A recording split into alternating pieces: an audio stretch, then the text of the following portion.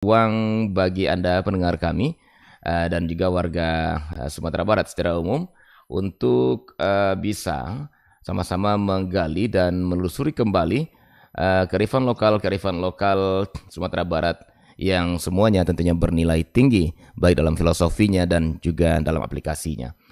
Nah, sampai saat ini kita sudah banyak menggali kearifan lokal dan terakhir-terakhir pembicaraan kita lah tentang pewarisan nilai-nilai Keminangkabauan. Nah, adapun sub-sub topiknya kita sudah bicara tentang bagaimana tambo, kemudian penyimpanan dari nilai-nilai Keminangkabauan itu yang berada pada 7 tempat penyimpanan. Ada tambo, ada undang-undang adat, ada kaba, kemudian ada petatah petitih, ada pituah, ada mamang, dan ada manto. Nah, kemarin kami sudah sampai ke pendahuluan tentang undang-undang adat, ya, tempat kedua dalam penyimpanan nilai-nilai Keminangkabauan bersama narasumber kita Bapak Dr. Saiful Yazan, Tuanku Mangkudun, pemangku adat suku Koto Nagari Kurai, Bukit Tinggi. Dan pada hari ini, pagi ini, kami juga masih bersama beliau yang akan melanjutkan perbincangan kita tentang mengkaji ulang mengkaji ulang relevansi undang-undang Minangkabau. Ya. Dan alhamdulillah beliau sudah tersambung bersama kami di ujung aplikasi Zoom kami. Dan Anda sahabat budaya di samping mendengarkan melalui 92,4 MHz juga bisa menonton perbincangan kami melalui channel YouTube Pro4 RRI Padang, ya, yang saat ini kita langsung streaming di channel YouTube RRI Padang. Oke.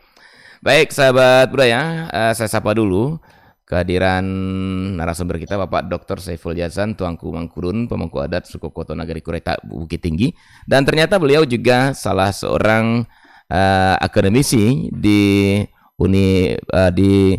Universitas Islam Negeri yang Bonjol Padang, ya. Dan saat ini di latar belakang beliau saya lihat cukup banyak ada adik mahasiswa Fakultas Adab jurusan komunikasi yang tentunya juga mencintai adat Minangkabau ini. Baik, saya sapa dulu Bapak atau Tuanku Mangkudun, ya, Dr. Saiful Yazan, Tuanku Mangkudun. Halo, assalamualaikum warahmatullahi wabarakatuh, Mak. Waalaikumsalam warahmatullahi wabarakatuh. Selamat pagi, Bung Adit. Selamat pagi, sahabat budaya seluruh Indonesia. Iya. Ya, kita jumpa lagi. Kali ini saya bersama sebarisan mahasiswa Fakultas Dakwah, Bung Adit. Iya. Jurusan komunikasi yang tertarik ingin mengikuti acara kearifan lokal Minangkabau ini. Dan kebetulan mereka sedang mengambil mata kuliah juga judulnya itu Budaya Alam Minangkabau. Iya. Salam salut, Mak, buat para milenial yang mencintai adat Minangkabau ini, Mak. Oke, salam salut semuanya. Iya. Assalamualaikum. Iya, baik. Baik, Mak Mangkudun. Pagi ini kita akan lanjutkan perbincangan kita tentang undang-undang adat Minangkabau, Mak, ya, sebagai wadah penyimpanan kedua setelah tambo dari uraian kita sebelumnya. Nah, pada minggu lalu saya sudah dapat pencerahan dari Mama nih masalah ada undang-undang itu terjewantah ataupun teraplikasi pada Limbago nan 10 gitu ya, Mak, ya.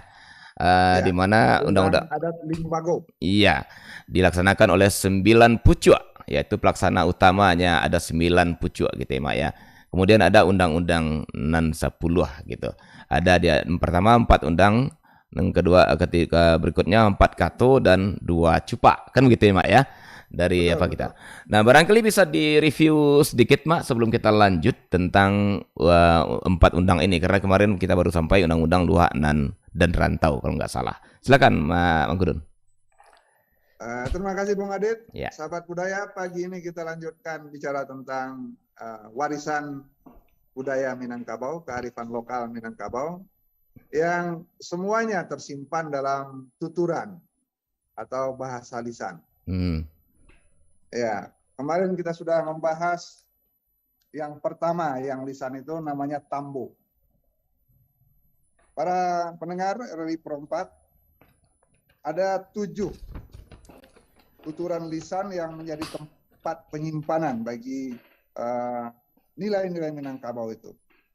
Tadi sudah dibahas oleh Bung Adit, ada Tambo, ada Undang-Undang Minangkabau, ada Pitua, ada Pepatah Petitih, ada Manto, ada Mamangan, dan semua itu ada dalam tuturan lisan. Jadi kalau ada yang mengatakan bahwa Tambo itu tertulis, itu adalah perkembangan lanjutan. Kami sudah bahas Tambo dalam beberapa episode sebelumnya. Sekarang kita membahas tentang Undang Adat Limbago. Undang Adat Limbago itu dikatakan Limbago Adat nan 10. Jadi ada 10 lembaga adat. Limbago itu bisa diartikan lembaga dalam bahasa Indonesia. Tadi disebutkan yang pertama itu dikatakan Undang Minangkabau. Undang Minangkabau itu ada Undang Luhak dan Rantau yang sudah kita bahas kemarin. Kemudian ada Undang Tantang Nagari. Barangkali ini penting untuk dipahami oleh kaum milenial bahwa Minangkabau itu berdiri sudah mungkin sekitar 1 milenium minimal. 1 milenium sekitar tahun 1000 Masehi itu sudah ada para ulama yang mengajar ke Minangkabau, diantaranya ulama yang paling terkenal Syekh Burhanuddin di Kuntu Kampar. Dalam riwayatnya beliau menjelajah sampai ke Batu Hampar di 50 kota, sampai ke Bonjol, sampai ke Pariaman. Nah, di sanalah terbentuknya salah satu kesepakatan bahwa Minangkabau itu didirikan dalam bentuk nagari-nagari yang berlandaskan Islam. Di mana kita mendapatkan itu adanya dalam Undang Tantang Nagari. Mungkin sudah sempat kita kutip beberapa kali dengan pertemuan di ruang ini. Undang Tantang Nagari itu isi awalnya adalah bahwa nagari itu didirikan secara bertahap. Mulai dari tarata, kemudian jadi dusun, kemudian jadi koto, kemudian jadi nagari. Nah, untuk tingkat awal tarata itu hanya rumah-rumah tinggal yang belum ada struktur sosialnya. Jadi mereka belum membentuk struktur masyarakat. Ketika sudah jadi dusun, mereka mulai membentuk struktur sosial, apakah namanya kaum, atau kemudian ada perangkat pemimpinnya yang disebut tungganai, tungganai kaum. Nah, meningkat lagi pembentukan pemukiman awal itu sesudah tarata menjadi dusun, kemudian menjadi koto. Kalau sudah koto, maka di sana ada perangkat di nagari itu. Nah, perangkat itulah yang dikatakan urang nan ampe jini. Di sana ada pemangku adat, ada penghulu, ada orang jini nan ampe, ada malin. Kenapa harus begitu? Karena dalam Undang Tantang Nagari itu disebutkan yang pertama itu nagari harus bampe suku. Nah, ketika sudah ada 4 suku di koto itu, mereka siap jadi nagari. Nagari bampe suku. Nah, ampe suku itulah yang jadi cikal bakal nagari-nagari. Ada juga sebenarnya yang baru 3, tapi mereka sepakat memecah suku yang pertama menjadi 2. Jadi suku Tanjung ada, suku Koto ada, suku Caniago ada. Baru 3, tapi mereka ingin mendirikan nagari. Lalu misalnya suku yang cukup besar, Tanjung itu membelah diri. Tanjung Nandiate, Tanjung Nandi Baruah. Mereka sudah jadi 4. Dengan penghulu yang 4, mereka bisa mendirikan nagari. Kemudian ada syarat ketika nagari itu sudah disepakati. Ada perintah undang tentang nagari, nagari bampe suku, tambahan berikutnya Babalai Bamusaji. Nah, undang nagari yang Babalai Bamusaji inilah yang menjadi dasar bahwa Minangkabau itu didirikan setelah Islam menyebar di Minangkabau. Begitu Bung Adit? Ya. Undang yang kedua, Undang Tantang Nagari. Ya, baik Mak. Jadi di Undang Nagari ini sepertinya intinya itu adalah ada 4 suku yang harus ada di satu tempat baru bisa dijadikan nagari gitu ya Mak ya. Dan betul. Ada Bamusaji, ada Babalai. Nah, yang jadi pertanyaannya nih Mak, kenapa harus 4 suku? yang harus ada. Bagaimana ketika umpamanya di apa itu di satu wilayah itu baru ada satu suku, tapi banyak gitu loh, Mak. Nah, kalau kita lihat sekarang kan biasanya soal wilayah itu bicara masalah jumlah populasi nih, Mak. Nah, tapi ternyata orang Minangkabau tidak bicara masalah jumlah populasi kala itu, tapi bicara tentang sub-sub dari struktur masyarakat. Nah, apa rahasianya nih, Mak, sampai 4 suku yang harus ada? Kenapa tidak Ya, lebih? itu menarik, Bung Adit. Ya. Ada sebuah diskusi di antara para guru adat, para pemangku adat, dan para ulama. Kenapa pendirian nagari itu disyaratkan 4 suku? Nah, di sana lahirlah beberapa penafsiran atau pendapat bahwa perkawinan di Minangkabau itu eksogami istilahnya, laki-laki itu menikah ke perempuan di lain suku. Kemudian syarat dalam sebuah pernikahan di agama Islam itu harus ada 2 saksi. Nah, 2 saksi itulah yang kemudian ditafsirkan oleh para pendiri nagari itu bahwa 2 suku yang akan berbesan, akan menikahkan anak mereka harus disaksikan oleh 2 suku yang lain. Jadi sangat Islami pikiran mereka ketika menunjukkan 4 suku itu. Ada 2 suku yang akan berbesan, akan menikahkan anak kemenakan mereka, harus ada saksi 2 suku yang lain. Kira-kira begitu. Nah, inilah tafsiran bahwa 4 suku itu menjadi syarat nagari. Dari nagari itulah terbentuk nanti adanya perangkat urang nampek gini berdasarkan struktur yang sudah dilengkapi dengan para penghulu dan malin manti dubalangnya. Manti, malin, dubalang. Kemudian ada orang jinih nanampe, mulai dari tuangku, imam, kadi, kati, bila, dan ada perangkat tambahan sampai kari dan fakihnya. Begitu, Bung Adit. Jadi berarti, ada nuansa peran Islam untuk menjadikan 4 suku. Oke, berarti memang dari awal-awalnya memang nilai-nilai keislaman udah kental sekali nih di Minangkabau nih, Mak Ungkudin ya. Artinya memang adat bahasa isyarat itu bukan hanya semacam filosofi, bukan hanya semacam pituah, tapi tanpa disadari sudah diwujudkan dari awal gitu ya, sampai pembentukan nagari pun ya mengikuti adat pernikahan di ranah Minang, Mak ya gitu, Mak ya. Betul, Bung Adit. Jadi ternyata ketika kita bicara adat bahasa isyarat itu, para pendiri Minangkabau sudah mewujudkannya dalam bentuk mengimplementasikannya dalam bentuk undang nagari itu. Selama ini orang memandang undang nagari itu lahir sebelum datang Islam. Ternyata ketika ada petuah mengatakan nagari harus balai wamusaji, di sana ada Islam. Ketika nagari harus sampai suku, ternyata di sana dari penterjemahan bahwa pernikahan, kalau di Minangkabau itu pernikahan itu antara 2 orang, tapi kalau perkawinan itu antar suku. Maka 2 suku yang kawin-mawin itu harus ada 2 suku yang menjadi saksi. Kira-kira itulah tafsirannya. Iya, jadi kalau nggak cukup 4 suku, berarti kurang saksi gitu ya, Mak ya. Berarti nggak jadi nagari gitu. Kalau mereka akan baik. Nah, kemudian gini, Mak, kita bicara kearifan lokal ya, kearifan lokal. Udah jelas di sana kearifannya apa. Ternyata 4 suku itu adalah 2 yang melakukan perkawinan, 2 jadi saksi gitu ya, Mak ya. Yang suku yang tidak terlibat jadi saksi. Nah, kemudian tadi ada juga istilah orang yang 4 jinih gitu ya, Mak ya.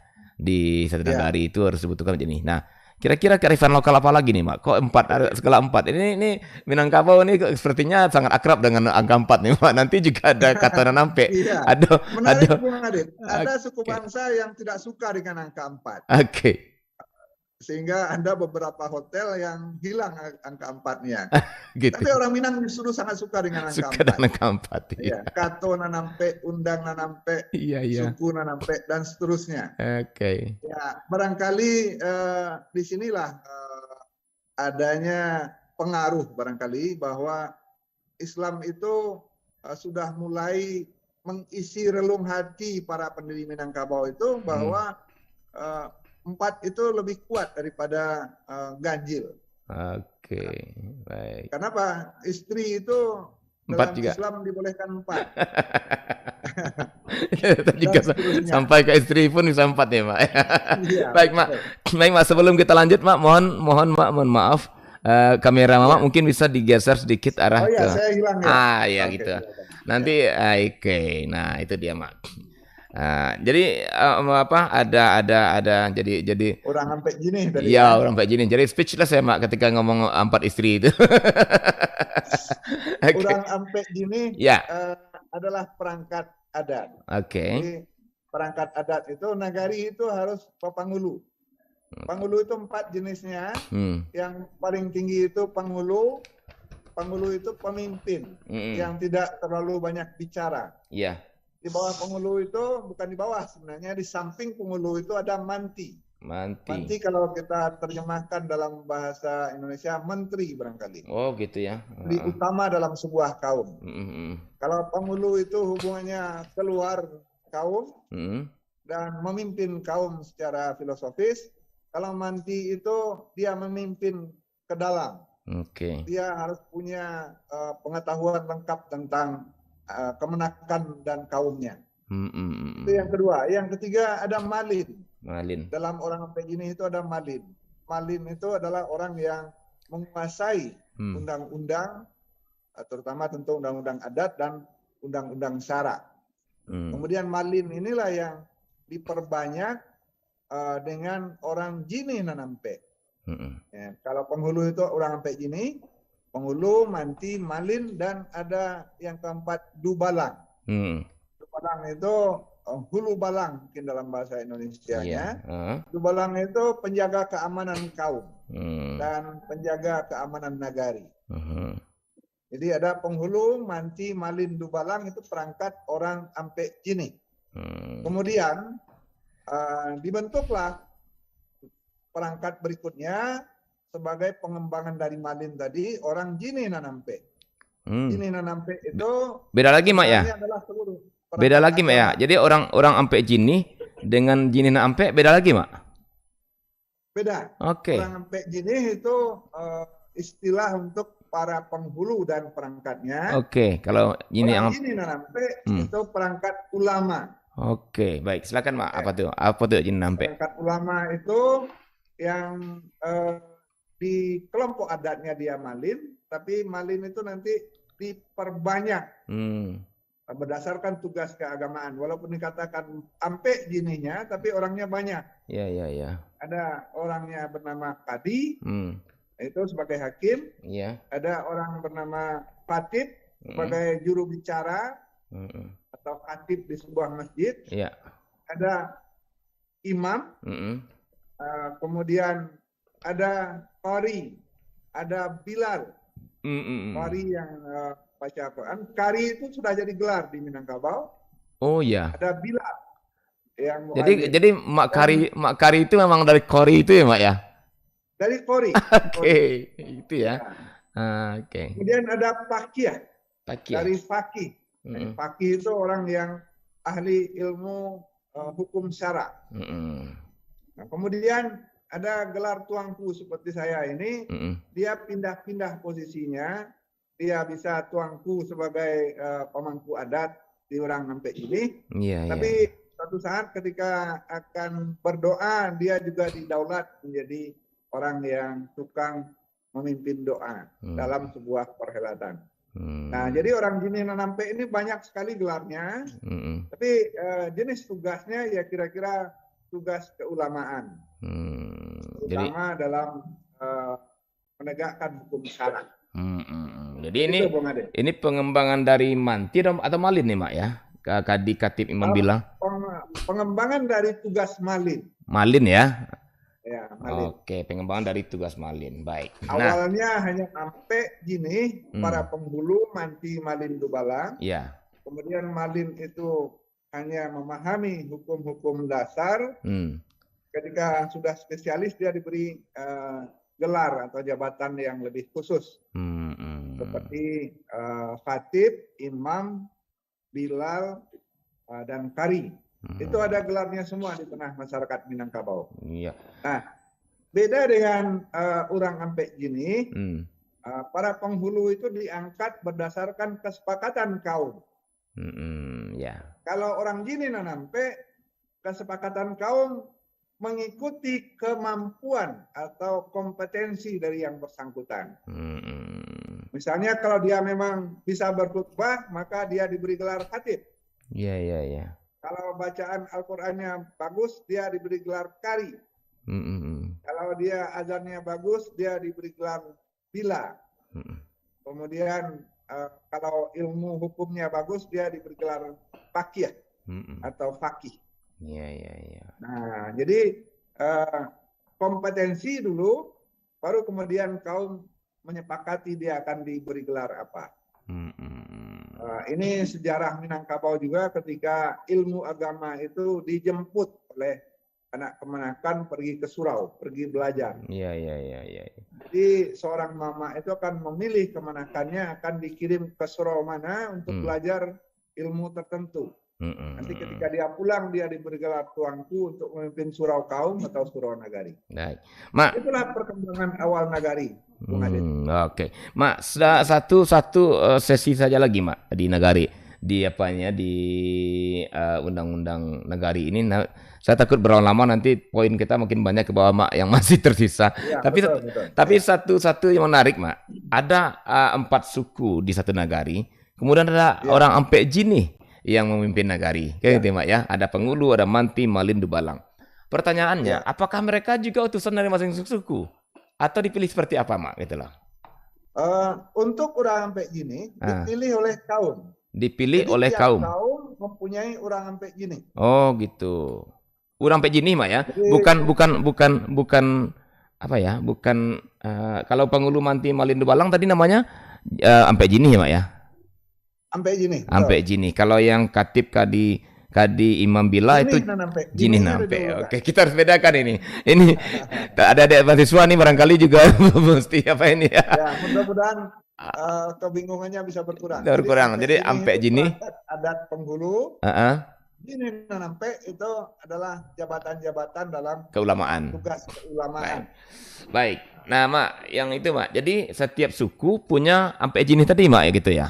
Betul. Oh, gitu. Tiap suku punya Ampek Jini, tapi untuk Jini Nanampe itu berdasarkan kompetensi.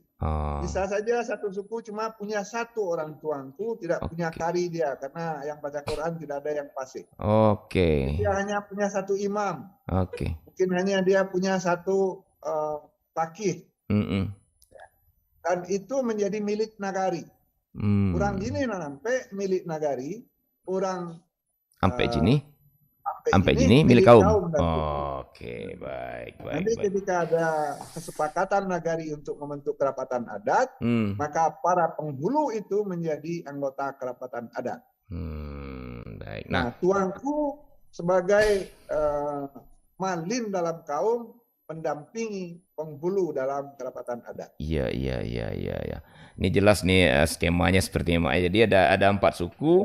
Masing-masing sudah suku. Masuk kita sekaligus tentang undang-undang isi nagari. Isi nagari. Oke. Jadi bersambung itu, Bung Adit. Iya. Tentang nagari tadi tentang ketentuan berdirinya nagari, kemudian isi nagari tentang perangkat-perangkat tadi. Oh, begitu. Berarti perangkat ini tentang isi nagari nih, Mak, ya.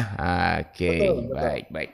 Nah, kemudian, Mak, masing-masing suku mempunyai orang Ampek Jini, Pengulu, Manti, Malin, Dubalang. Nah, nanti kan mereka berhimpun dalam kerapatan nagari, ya, Mak, ya, dan nagari. Betul. Tentu sebuah nagari akan dipimpin oleh seorang pengulu saja dari empat Ampek Jini yang ada di masing-masing suku, ya, Mak, ya.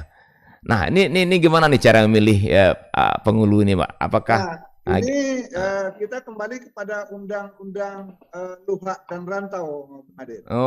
Ketika sebuah nagari itu berdiri, mereka akan memilih kesepakatan. Kalau mereka di luhak, mereka akan memakai kelarasan yang mana. Kalau kelarasan kota pilihan, maka di nagari itu mereka akan memilih penghulu pucuk. Penghulu pucuk, ya. Hanya ada 4 suku. Ya. Lalu berkumpullah penghulu suku itu, mungkin berkumpul agak 10 orang, karena kaumnya banyak. Kaum Koto ada 3 penghulu, kaum Tanjung ada 2 penghulu, kaum itu ada sekian. Mungkin 10 penghulu itu akan menyepakati kelarasan yang mereka pakai. Nah, kelarasan Kota Piliang mereka akan menyepakati siapa yang akan didahulukan selangkah, yang akan ditinggikan seranting sebagai pimpinan dalam kerapatan adat. Nah, di sana ada penghulu pucuk, semacam ketua begitu. Tapi ada nagari yang sepakat kita pakai kelarasan Bodhi Caniago. Apa itu Bodhi Caniago? Ketika nagari itu memandang seluruh penghulu kaum itu setara, ya, duduk sehamparan, tagak sepamatang istilahnya. Mereka adalah pemimpin-pemimpin kaum yang posisinya sejajar di kerapatan adat nagari. Nah, nanti yang dipilih bukan ketua, tapi dikatakan janang adat. Kalau janang. Di Pariaman namanya Kapalo Mudo. Kapalo Mudo. Jadi di balai adat itu semua duduk sama rendah, tegak sama tinggi. Kalau Bodhi Caniago. Kalau Kota Piliang, kelarasan yang mereka pakai ada penghulu pucuk, ada pucuk bule. Pucuk bule itu penghulu yang dituakan di dalam nagari. Atau didahulukan selangkah. Mereka punya susunan macam-macam nagari itu. Mungkin saya bisa ambil contoh. Kalau di Kurai Limojorong itu ada penghulu pucuk bule nan balimo, 5 penghulu pucuk senagari itu. Di bawahnya ada penghulu manti nan 9. Kemudian ada dubalang nan 2 baleh. Nah, ada 26 penghulu pucuk saja di Kurai. Di bawah itu ada penghulu induk, penghulu koto, penghulu kampuang. Jumlahnya lebih 100. Jadi sekitar 126 penghulu di Kurai Bukit Tinggi itu. Ada pucuknya 5, pimpinan tertingginya 5, ada menterinya 9, ada dubalangnya 2 baleh. Nah, di mana malinnya? Malinnya nanti ada di kerapatan Tuangku. Begitu, Bung Adit. Tiap-tiap nagari mengembangkan sendiri sistemnya. Kalau yang saya ceritakan tadi itu Kota Piliang yang berjanjang naik, bertanggo turun. Agak ruwet ternyata. Iya. Berarti nanti pembicaraannya tentang 2 kelarasan lagi nih, Mak ya, antara kelarasan Kota Piliang dan Bodhi. 3 undang yang kita bicarakan itu dia bertalian satu sama lain. Iya. Nagari penghulu, orang kayak gini, bagaimana bentuk kepemimpinan penghulu itu, kita kembali ke Undang-Undang Luhak dan Rantau tentang pemilihan kelarasan dalam sebuah nagari. Kemudian bagaimana susunan dari penghulu itu dengan para orang Jini Nanampe itu tentang Undang-Undang Isi Nagari. Begitu, Mak, ini ada Mak, walaupun tidak diundang, tapi mungkin masuk undang juga barangkali soal kelarasan tadi, Mak, menyimpang sedikit, Mak. Selama ini kita kan kenal bahwa secara garis besar kelarasan itu ada 2, kelarasan Bodhi Caniago, kelarasan Kota Piliang, Mak ya. Betul. Nah, kemudian bahkan ada nagari yang memakai kelarasan apa panjang ya? Kelarahan Nambunta. Nambunta. Nah, Mak, ini Mak, menariknya ketika dalam satu lingkup ya kesatuan adat ada 2 sistem pemerintahan ya, yang satu badannya naik badan turun, mungkin bisa, apakah itu yang diartikan orang dengan istilahnya lebih kepada hierarki gitu ya, Mak ya. Kemudian ada yang duduk sama rendah, tegak sama tinggi, yang diartikan egalitarian. Nah, menariknya, Mak, di Minangkabau itu tidak terima salah. Padahal itu kan sangat sangat berbeda, Mak ya. Yang satu badannya naik, badan tegak turun, betul-betul di anjuang gitu ya, Mak ya.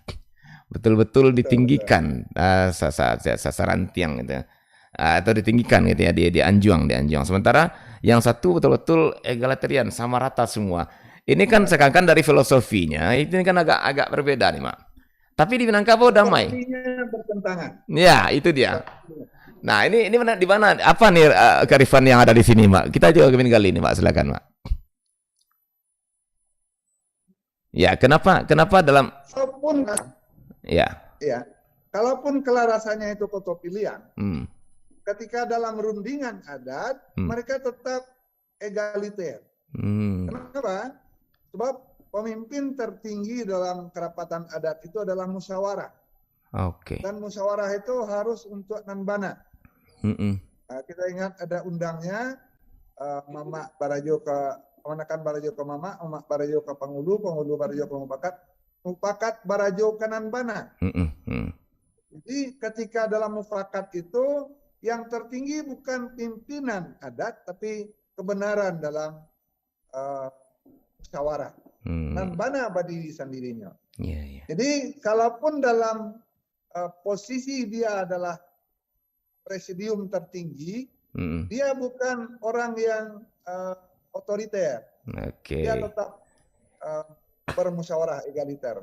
Maka ada istilah pakar sosiologi, orang luar juga yang mengatakan itu, dalam foto pilihan itu dia sangat hierarkis tapi sangat terlihat egaliternya. Ya, luar biasa ya, Mak ya. itu yang unik ini Minangkabau, Mak. Itu yang unik ini Minangkabau. Ada aturannya, Bung Adi. Iya.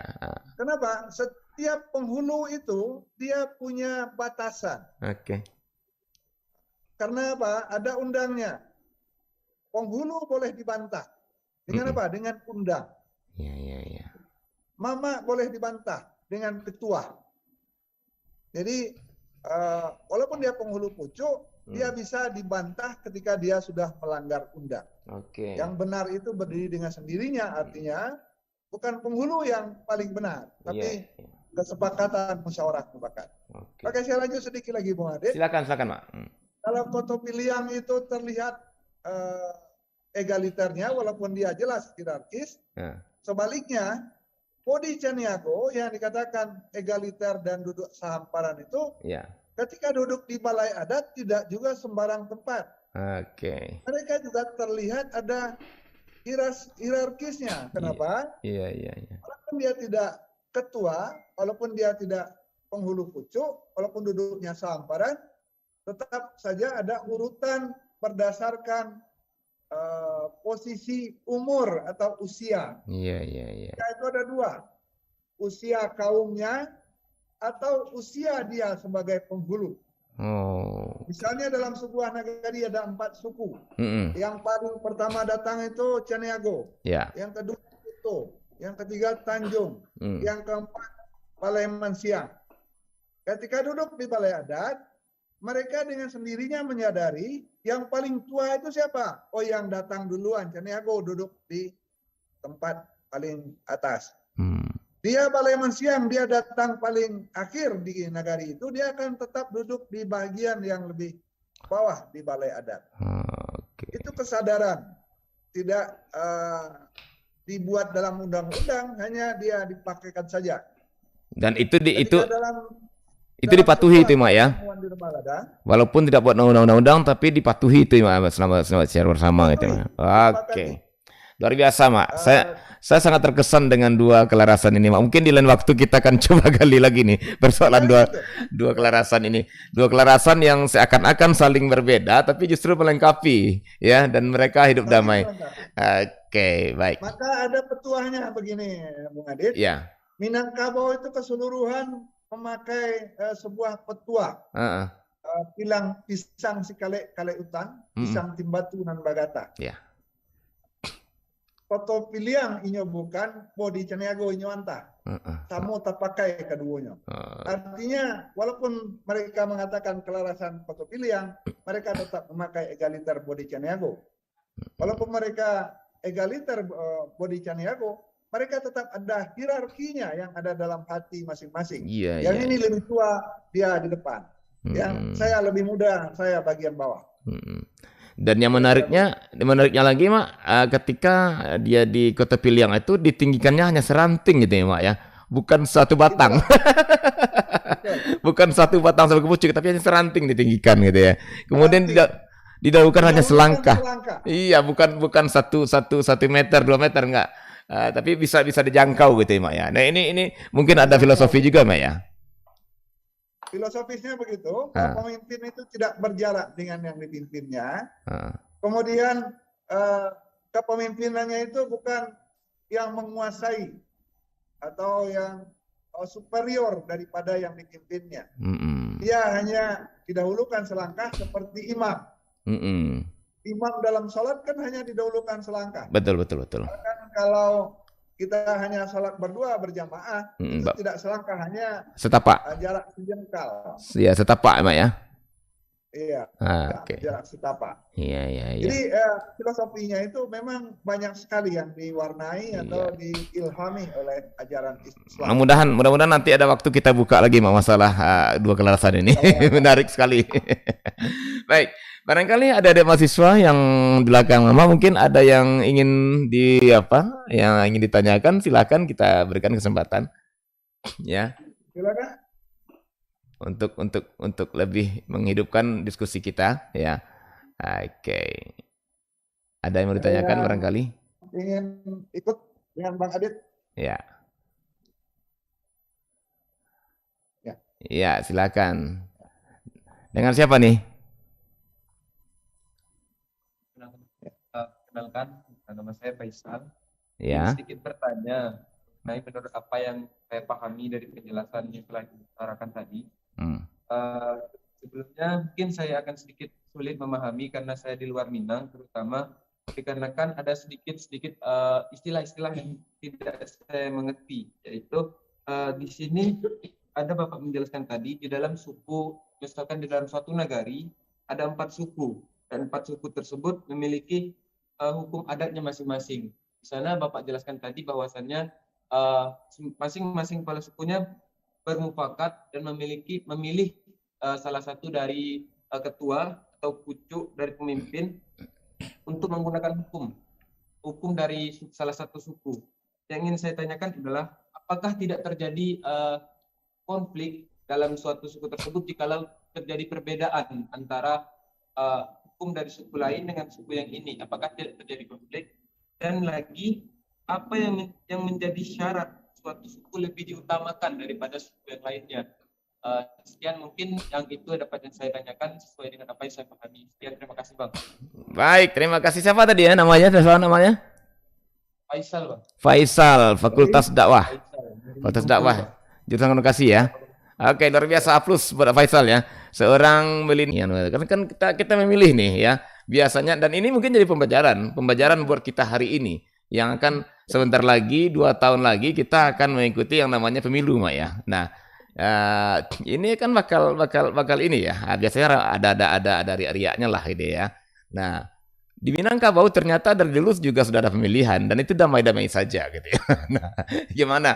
Di mana nih kearifannya? Silakan seperti pertanyaan Faisal tadi. Luar biasa, Mak. Ya. Makasih Bang Adit. Makasih Ananda Faisal.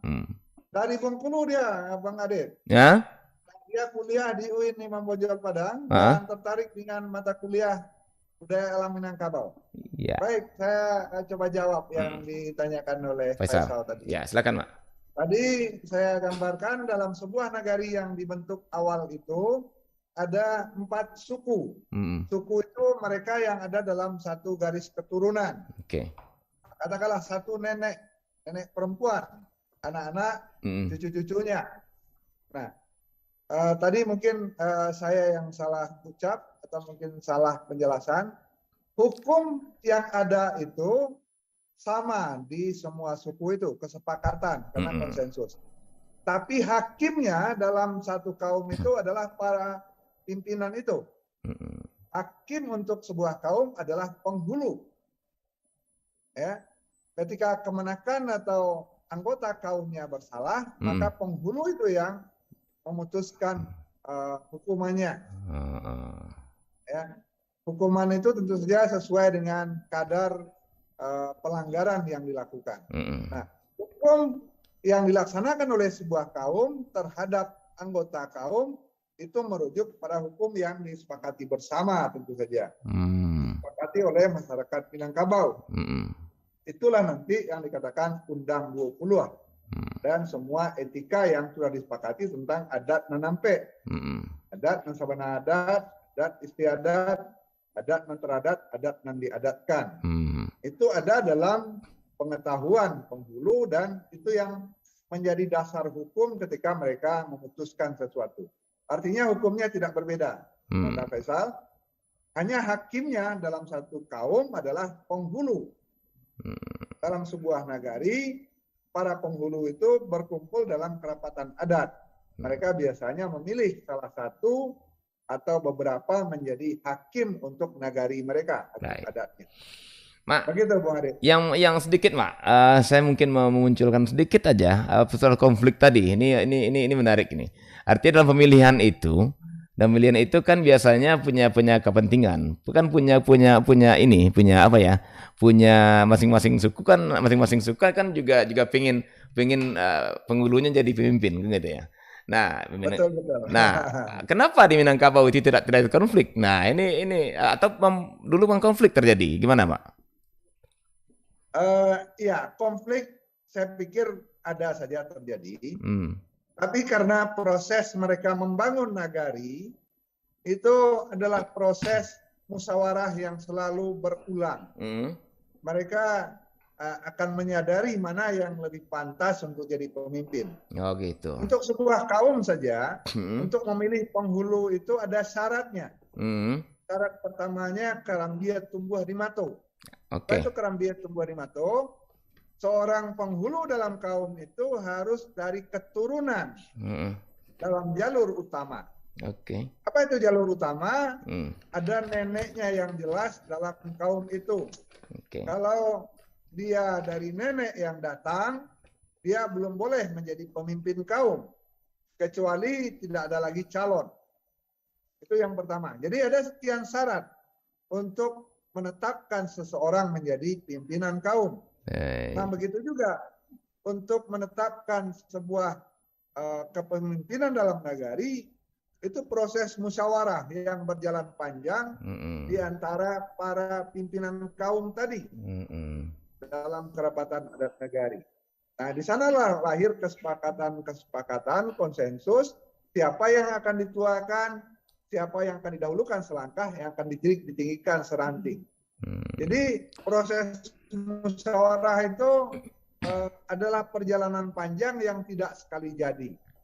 Yang harus dipahami, pemilihannya bukan seperti pemilihan kepala daerah atau seperti pemilihan anggota DPR, tidak pakai kampanye. Pemilihannya itu dalam pertemuan di balai adat dan diajukan siapa yang pantas, siapa yang mungkin, siapa yang patut istilahnya. Mungkin itu sesuai dengan kapasitasnya, sesuai dengan kemampuannya untuk memimpin. Kemudian pantas itu ada istilahnya dalam bahasa Minang, ada takahnya, ada tokohnya. Jadi seorang yang akan dipilih jadi pemimpin itu, dia sosoknya atau takahnya itu pas. Kemudian tokohnya dia punya karisma. Jadi ada syarat-syarat dan biasanya itu akan dengan mudah disepakati di antara 6 orang calon ini mana yang paling takah, mana yang paling pas sosoknya. Di antara 6 orang calon ini mana yang tokohnya paling berkarisma. Nah, itu lahir dengan kesepakatan saja tanpa ada kampanye-kampanye. Tanpa ada fit and proper test, ya, Pak. Fit dan proper test itu berjalan dalam kehidupan. Dalam musyawarah ya. Yang kehidupan seorang pemimpin itu masyarakat akan melihat orang ini takah. Orang ini sosoknya pas sebagai pemimpin. Maka sepanjang hari orang akan memperlakukan dia sebagai pemimpin, suatu saat dia akan menerima tongkat kepemimpinan tanpa harus kampanye. Baik. Tidak ada kampanye untuk pemilihan penghulu. Karena mereka sudah pada penghulu aja semuanya berkumpul gitu ya, Mak ya, di balai adat gitu ya. Betul. Jadi kampanyenya itu sepanjang hidup seorang calon pemimpin. Maka dikatakan juga kepemimpinan di Minangkabau itu begang jawari, basuluh jamatawari, bagalanggang matona orang banyak. Ya. Artinya apa? Sikapnya sepanjang hari, apakah melihatkan dia pantas jadi tokoh, perilakunya tiap hari, apakah dia pantas jadi panutan, itulah yang menjadi pertimbangan ketika dia ditetapkan menjadi pemimpin. Baik, baik, baik. Ya, otomatis saja ketika dia sudah bersikap pas jadi pemimpin, orang akan memperlakukan dia sebagai pemimpin. Jadi ada takah, ada tokoh, ada performan, ada kompetensi, gitulah kira-kira ya Pak ya. Kalau bahasa sekarangnya ya. Performan Dan kompetensi. Ya. Ada orang yang punya kompetensi tapi performannya nggak bagus. Ada yang performannya luar biasa nih. Iya, ada performannya. Tokoh tapi tidak takah. Tak takah. Oke, baik. Baik. Itu bahasa penelitiannya mungkin jepati. Mungkin jepati. Orang ini mungkin jadi pemimpin tapi belum patut. Gitu ya. Oke. Orang ini patut jadi pemimpin tapi tidak mungkin. Oke. Karena sekian handicap, sekian halangan. Baik. Baik, Mak, barangkali ada satu penanya lagi bisa dari adik-adik mahasiswa kalau ada yang mau dari yang wanita kali yang cewek barangkali. Ya, atau cewek-cewek juga. Iya.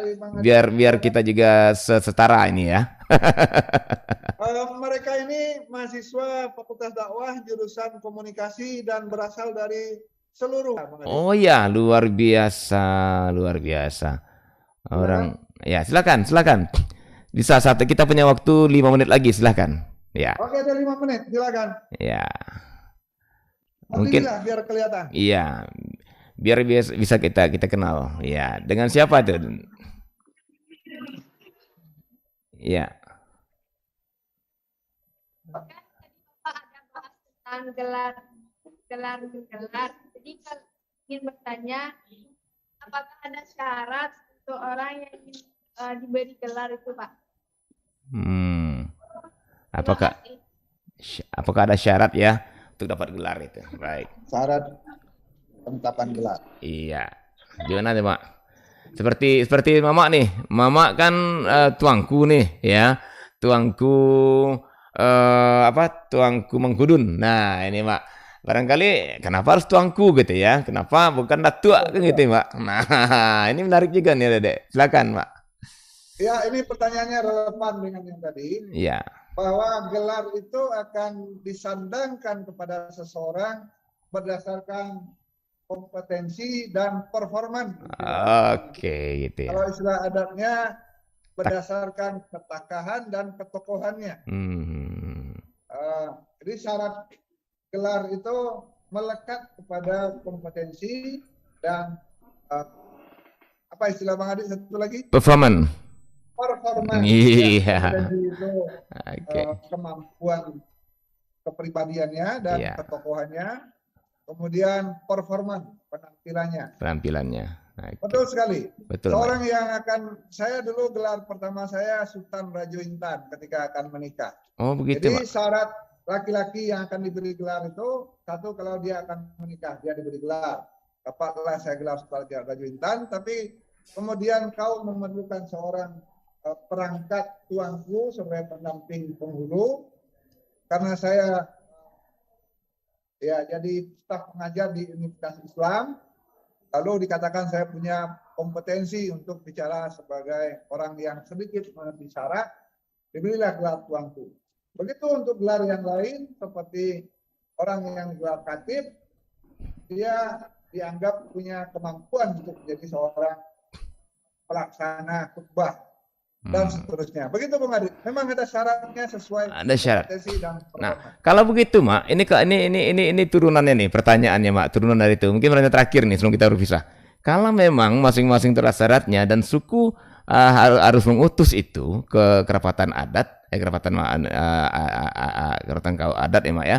Nah, otomatis masing-masing suku harus mempersiapkan calonnya, begitu ya, Mak ya. Betul sekali. Nah, ini dan itu tentu berimplikasi kepada sistem pendidikan di suku itu sendiri atau pengembangan kepribadian. Gimana, Pak? Sangat betul pernyataan Bung Adit, bahwa setiap kaum itu mempunyai jenjang seleksi untuk calon pemimpinnya. Maka setiap kemenakan itu di bawah bimbingan mamanya untuk menjadi tokoh dalam kaumnya, jadi pemimpin dalam kaumnya. Maka para kemenakan itu dibimbing oleh mamanya untuk mencapai posisi itu. Saya dari kecil dididik untuk sekolah di sekolah agama, masuk perguruan pendidikan guru agama. Ternyata proyeksinya nanti saya harus menjadi tuanku, kira-kira begitu. Oh, begitu.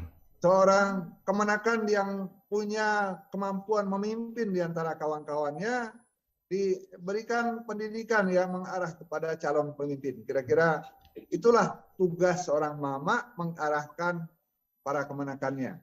Nah, seleksi itu berjalan sepanjang hidup setiap putra Minangkabau untuk mencapai posisi yang pas sesuai ketakahan dan ketokohannya. Luar biasa. Kompetensi dan performanya. Itulah tugas mama. Luar biasa.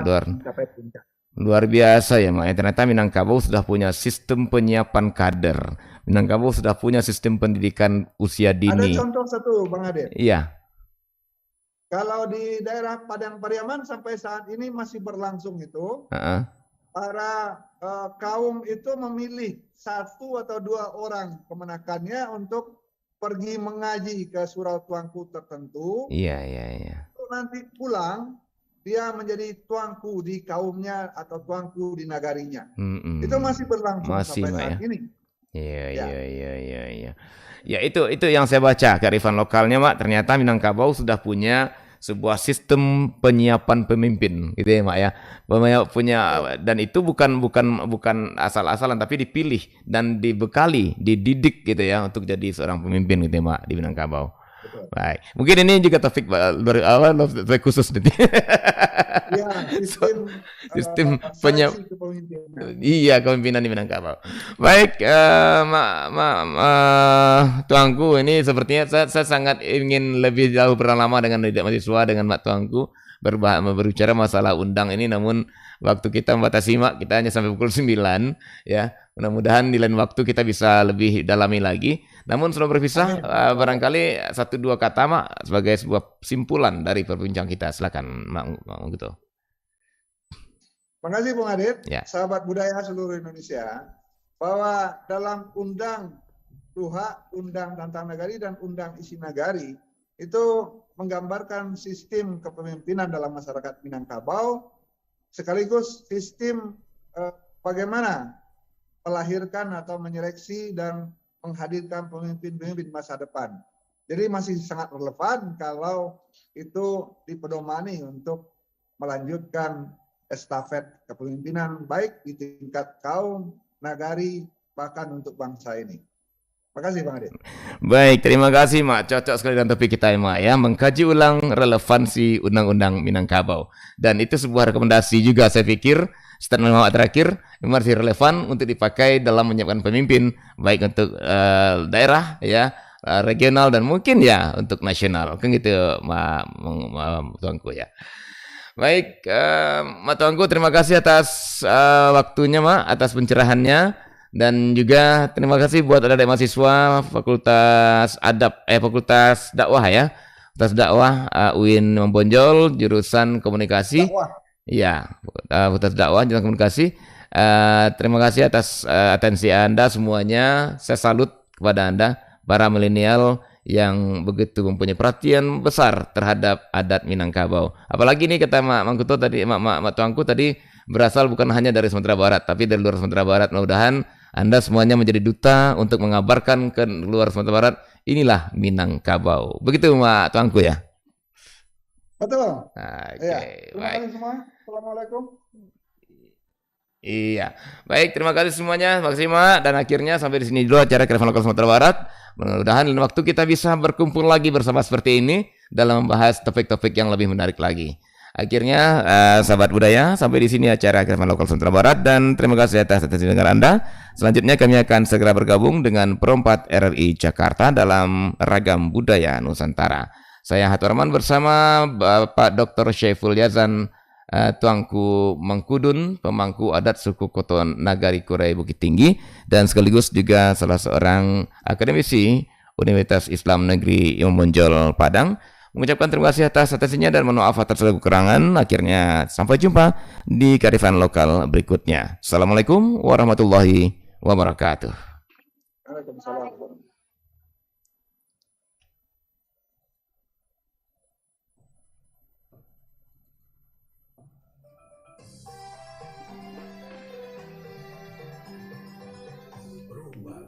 Ensiklopedia Budaya ke Indonesia.